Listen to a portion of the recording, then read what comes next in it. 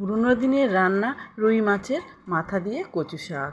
যাই হোক, প্রথমে কচু শাকটাকে কেটে পরিষ্কার করে ধুয়ে নিয়ে তার লবণ দিয়ে সিদ্ধ করে নিতে হবে। তারপরে একটা পাত্রে রুই মাছের মাথা নিয়ে তাতে লবণ হলুদ দিয়ে মেখে একটা কড়াই তেল বসিয়ে তাতে মাছটা ভেজে নিতে হবে। ভাজা হয়ে গেলে ওই কড়াতে জিরে তেজপাতা ফোড়ন দিয়ে তাতে পেঁয়াজ কুচি, টমেটো কুচি, লবণ হলুদ দিয়ে একটু নাড়াচাড়া করে নিয়ে তাতে আগে থেকে আদা রসুন কাঁচা লঙ্কা বাটা দিয়ে ভালো করে মশলাটাকে কষে নিয়ে তাতে রুই মাছের মাথা ভাজাটা দিয়ে খুন্তি দিয়ে একটু ভেঙে নিয়ে সিদ্ধ করে রাখা কচুটা দিয়ে তাতে জিরের গুঁড়ো দিয়ে ভালো করে কষে নিয়ে জল শুকিয়ে এলে কচু শাক তৈরি।